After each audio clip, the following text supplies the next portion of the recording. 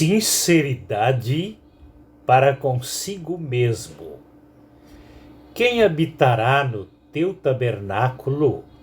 Quem morará no teu santo monte? Aquele que anda com sinceridade, pratica a justiça e fala a verdade que vem do coração. Salmo de número 15, versículos 1 e 2. Uma das coisas que faz parte da nossa natureza criada por Deus é ser sincero para conosco mesmo. Os marceneiros hábeis pegam uma madeira com alguns defeitos e preenchem-os com cera da colmeia, deixando a aparência da madeira perfeita. Com base no latim, a madeira parece perfeita, mas ela não é sincera, porque a palavra sincera em latim significa sem cera. Deus criou o homem para administrar o planeta com todos os seus seres habitantes, segundo a sua imagem e semelhança. Gênesis capítulo 1, versículo 26. Só que o diabo tomou o controle do homem e passou a administrá-lo com a sua natureza. Assim fica estabelecido o conceito: quando o homem está sob o controle de Deus, tudo dá certo, tudo é progresso. Mas quando o homem tenta administrar o planeta com a natureza de Satanás, dá tudo errado. O rei Davi, por mais que tenha cometido erros por causa do seu reconhecimento e pedido de perdão a Deus, após sua sinceridade para consigo mesmo e com Deus, foi considerado homem segundo o coração de Deus. Atos capítulo 13, versículo 22. É lamentável ouvirmos de um presidente que a mentira faz parte do seu vocabulário prático. Isso significa que ele deixou de ser a imagem e a semelhança de Deus para ser a imagem e a semelhança do diabo. O salmista Davi, no Salmo 15, reproduziu no versículo 2 a sua sinceridade no falar a verdade segundo o coração. Isso significa que, quando se fala segundo o coração, a pessoa só fala a verdade que vem de Deus, mentindo contra si mesmo. O grande problema da esquerda política brasileira e do mundo é cada participante sabe que está mentindo contra si mesmo e continua insistindo na mentira. Todas as vezes que ouço um esquerdista da política brasileira dizendo: nós vencemos os da direita nas urnas. Venceu como?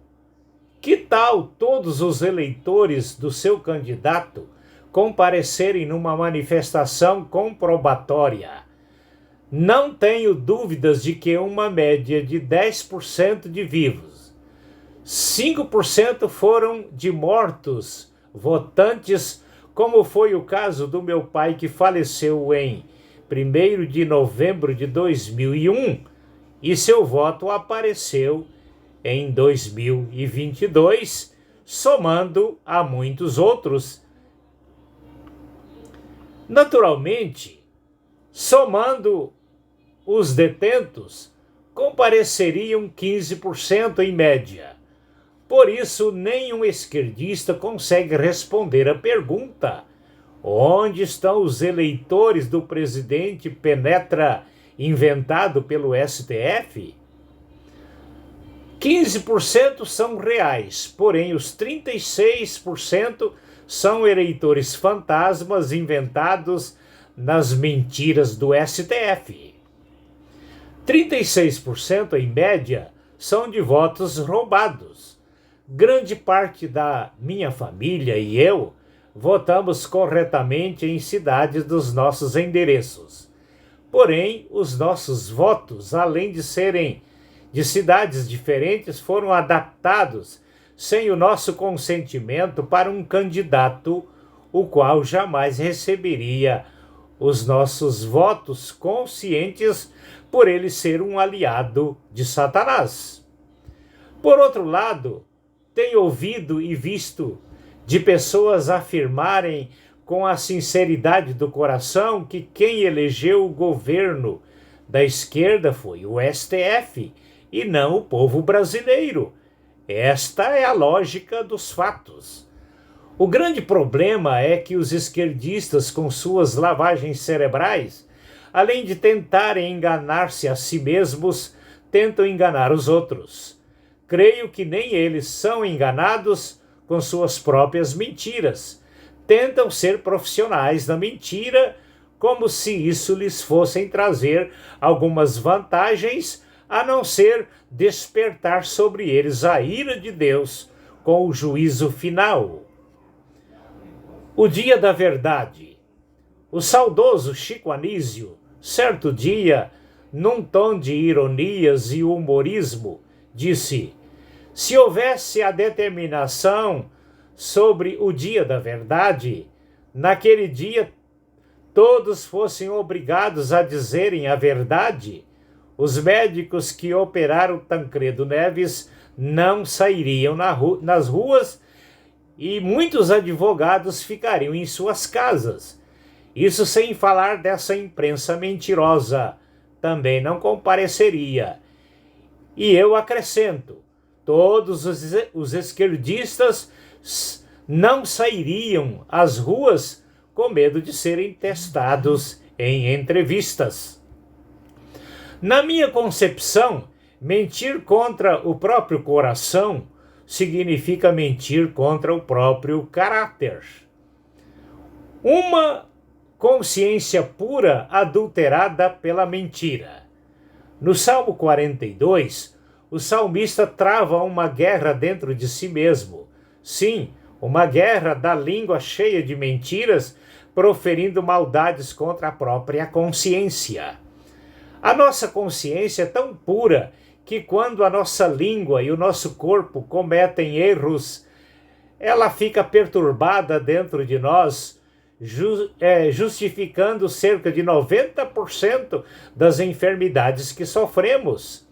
Às vezes erramos tanto que a nossa consciência acaba ficando cauterizada. Mesmo assim, a nossa consciência não deixa de nos perturbar até que aprendamos a respeitá-la com a correção dos nossos erros confessados a Deus e ao próximo.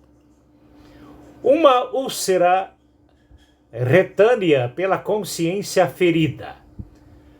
Até os anos 1970, a jovem tinha que estar virgem para o casamento.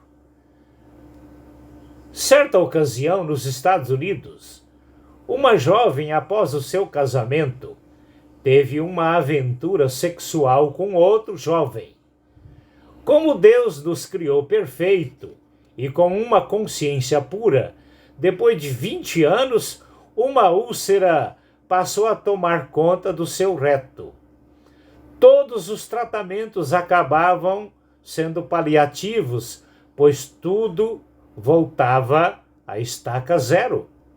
Certo dia, fazendo uma consulta com um médico pastor psicológico ou psicólogo, o qual, depois de ver todos os papéis do tratamento, levou a jovem a recuar a memória em todo o seu passado e tentar descobrir se houve algo irregular na sua vida sem a devida correção.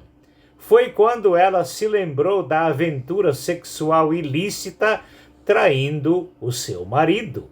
Disse ela ao pastor psicólogo: já faz tanto tempo, isso não significa nada mais hoje para mim. A ferida já estava quase se transformando num câncer. Foi quando o pastor psicólogo a questionou, dizendo: ou você confessa ao seu marido, ou você vai morrer de câncer. Você, ouvinte, já parou para analisar quanta gente está morrendo hoje de câncer e outras enfermidades estranhas? Não estamos generalizando que todas as mortes sejam por pecados não confessados, porém, grande parte sim. O pastor psicólogo se dispôs a ajudá-la na correção daquela crise em relação ao seu marido. No momento em que ela confessou a traição, o marido teve uma reação muito forte. O pastor mediador ajudou o casal a contornar a situação. A esposa se derramou em pedidos de 1000 perdões e o esposo a perdoou. O mistério é que ela não usou nenhuma gota de medicamentos e com 3 dias a ferida já estava quase completamente cicatrizada.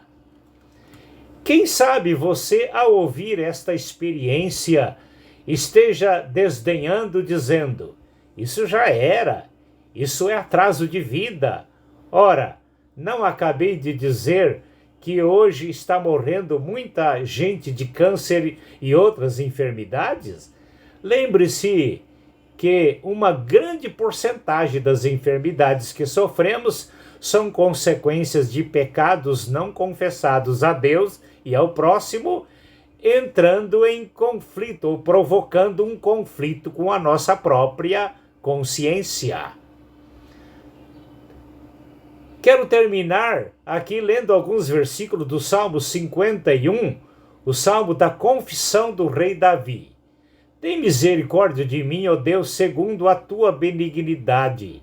Apaga as minhas transgressões segundo a multidão das tuas misericórdias. Lava-me completamente da minha iniquidade e purifica-me do meu pecado.